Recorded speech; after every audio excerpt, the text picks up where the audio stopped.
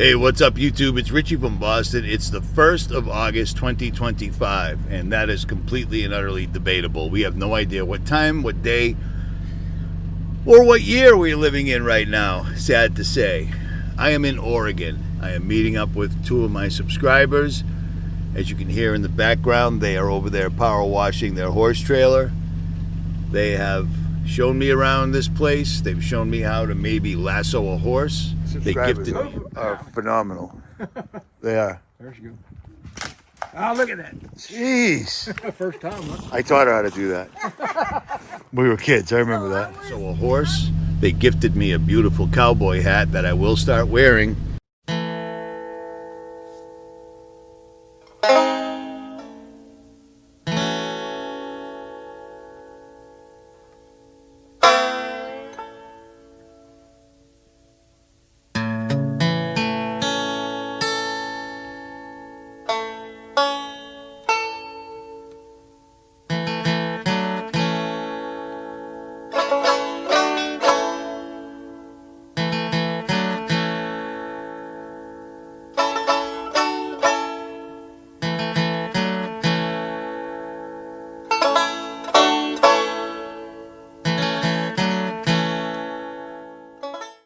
Because I always wanted to be a cowboy, baby, but I'm from Boston. But I wanted to make this video because I needed to make this video because I told you something the other day. I said, beware. The way Trump has completely flip-flopped on the Epstein list and how the DOJ and all the government officials have suddenly just flip-flopped, blah, blah, blah. They pissed off their base. They pissed off Americans, which I believe is part of the plan. But I also said in order to distract people from all this, they'll do two things. War, which most people don't really care about anymore because war is a daily thing. You know, we're blowing somebody up here, there, and everywhere. Or they'll do a false flag in America, which It's never going to go away, and Obama's never going to go to jail. But my problem with all this Epstein list, Trump kerfuffle is what they do when they need something like this to go away is either they start a war, which won't be enough, or they do something terrible to Americans. Blow something up and blame it on, well, pick one. Russia, China, right wing, left wing. You know what I mean? Everybody is pissed off and angry. And meanwhile, the national debt just keeps going straight up, up and up. You know what I'm saying? Their fallback is always to blow something up or kill people. That's what they do. That's what a false flag is. And that's what it's for, to divert attention. So be aware of that. Be completely and utterly aware of that, man. I am absolutely telling you. In 4 to 6 days later, which they've already done the first one since I said it just the other day. I told you they would do war, and Trump has sent nuclear submarines to the coast of Russia. Let me tell you a secret. First of all, magically, in that exact same area, we just had an 8.7 earthquake, which is exactly the same size earthquake that we had at Fukushima.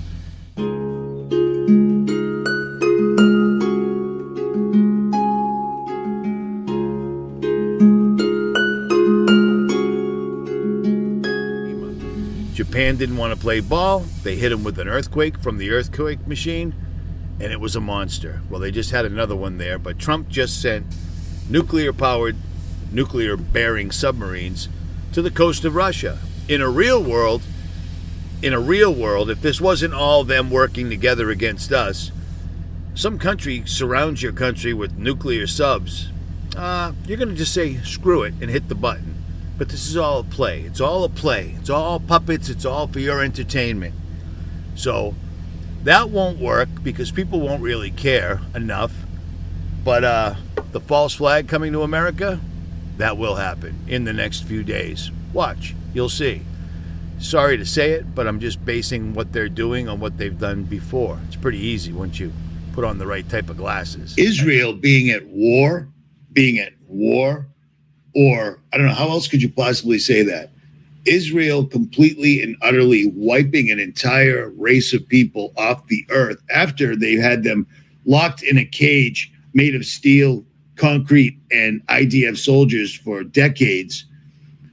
666 days is coming up. 666 days that they've been at war.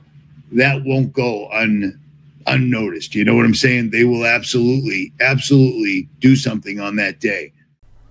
So tomorrow, The 2nd of August, which would be Saturday for us, will be 666 days that Israel has been at war, and that date will not go unnoticed.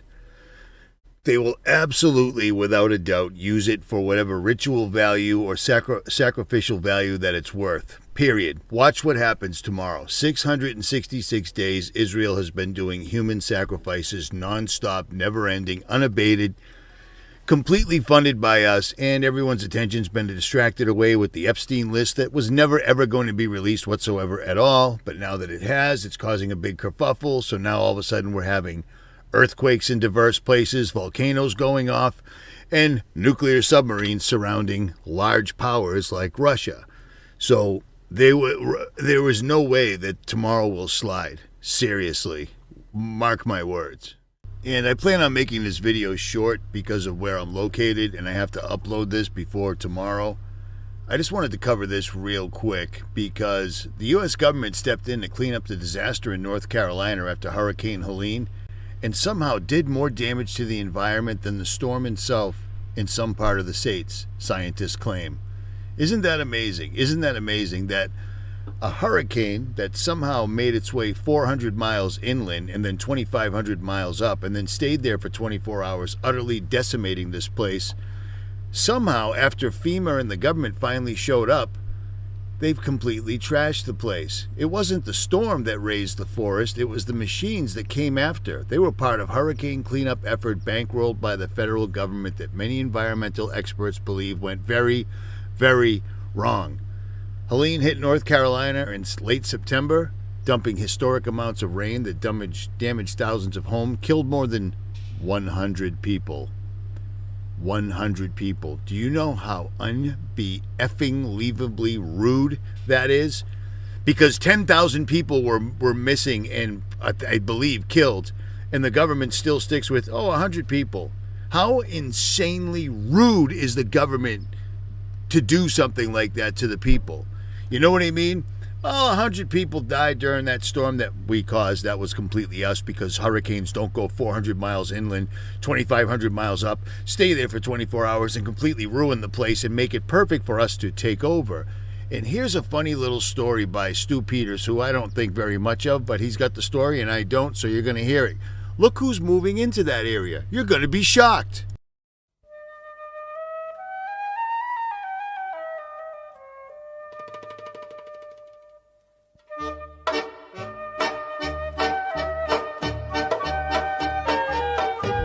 For the last few days, we have seen the birth of a Yiddish community, a Jewish community, in a place that's so new and so raw.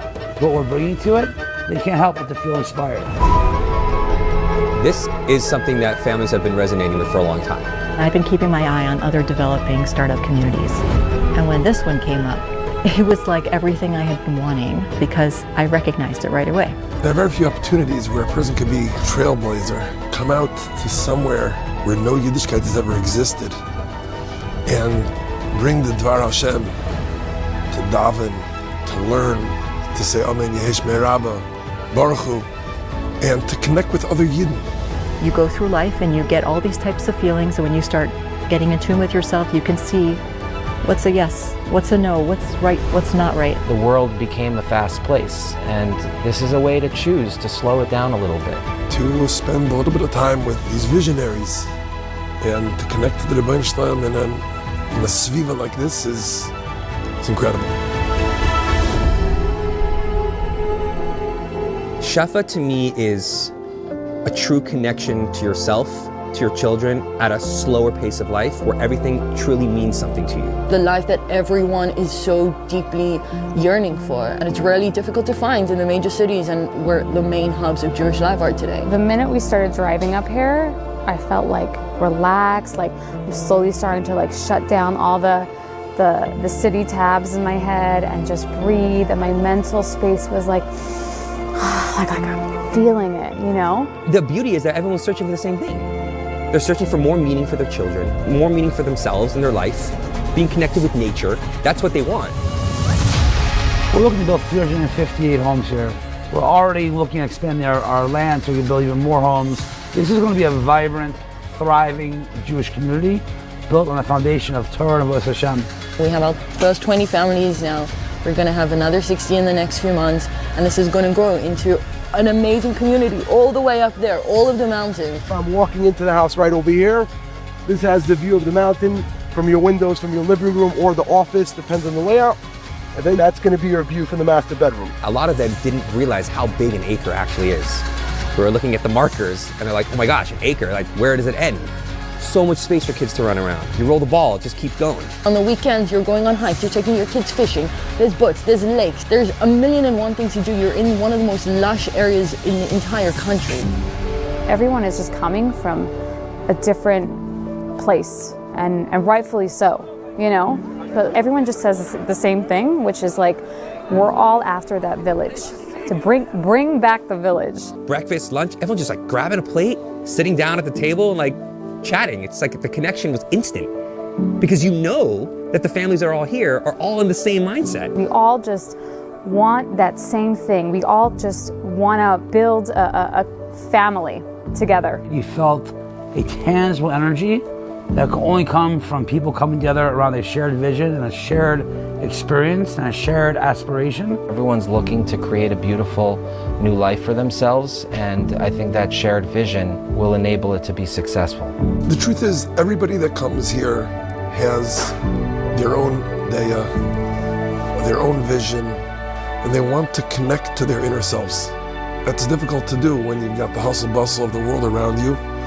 And I think it's an opportunity for everybody to really be in tune with what it is that they really want to do. And I think the people that have the courage and then the atzmas to go ahead and do this now are not only going to find it that's worth their while, but they're going to look back and be very grateful that they made those first steps. And our only job at Chef Living is to make sure they make those first steps and they make that courageous jump and they believe in our vision. They're not just here to sell a house, they're here to support the growth of the community. If you want to live life like a pioneer and if you want to do something exciting in life, this is a great opportunity to jump in. Imagine moving to a place where you have 50, 100 people you can talk to who relate to you. You're on the same level. You want the same things for your children. That is something that I don't think you're going to find anywhere else in the world.